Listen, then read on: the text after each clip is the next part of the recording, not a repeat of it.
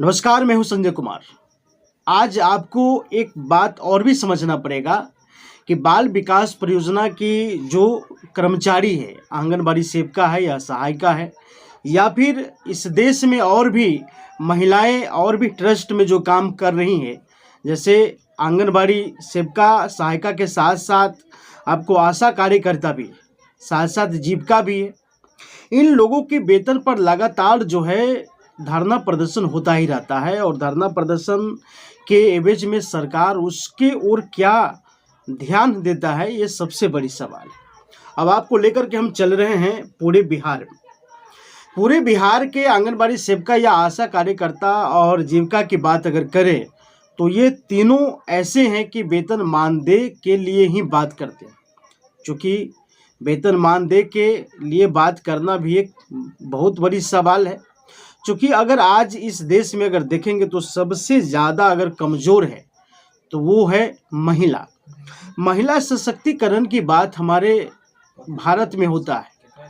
इसके सपोर्ट में सारे मंत्री जो है आवाज़ उठाते हैं, सारे पार्टियों की जो सरकार है वो बारी बारी से आवाज़ उठाते हैं जब चुनाव समय आता है। तब नज़दीकी जब चुनाव समय आता है, इसके लेकर के कई सारे मामला उभरता है। कई सारे मामलाओं में जो है बहुत बार देखा जाता है कि महिलाओं को जो है आगे बढ़ चढ़ कर के हिस्सा लेना पड़ता है।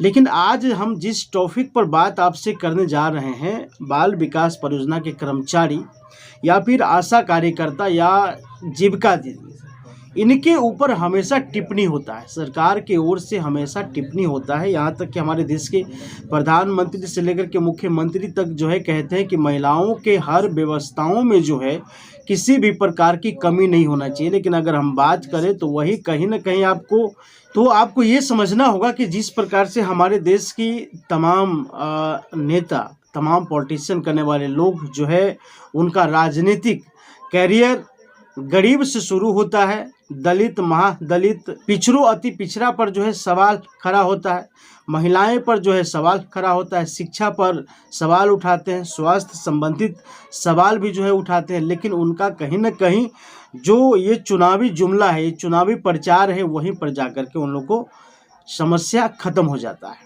सिर्फ चुनाव भर के प्रचार में या फिर जब तक चुनाव के समय होते हैं तो बढ़ चढ़ के अपनी भाषण को जो है लगातार आम पब्लिक के सामने में देते हैं। लेकिन वही आम पब्लिक जब वोट दे देते हैं उसे, तब उनका जो नज़रिया बदलता है वो काफ़ी भयानक होता है, काफ़ी आने वाले समय के लिए डरावना होता है। लोगों में जो है विश्वास खोने की संभावना बढ़ जाती है, और हर बार जो है आम जनता धोखा की सामना करना पड़ता है आम जनता को। भारत एक ऐसी देश है जहां पर महिलाओं के रोजगार की अगर बात किया जाए या फिर बेरोजगार की अगर रोजगार की बात किया जाए तो कहीं ना कहीं इसके ऊपर बहुत बड़ी अन्याय भी जो है सरकार करते हैं।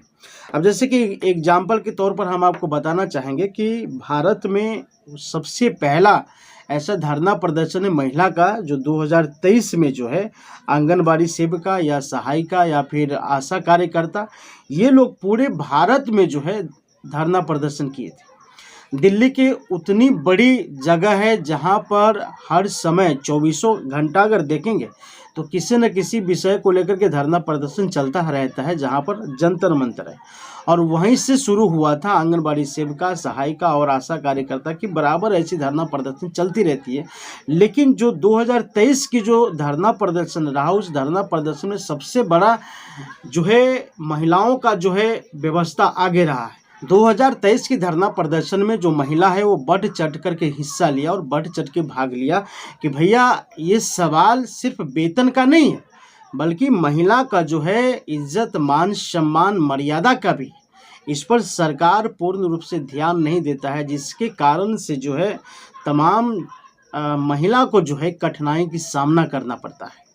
जैसे कि आपको पता होगा कि आंगनबाड़ी सेविका और सहायिका और आशा कार्यकर्ता, ये लोग जितनी पेमेंट में काम करते हैं उतनी पेमेंट में घर चल पाना भी जो है मुश्किल होता है।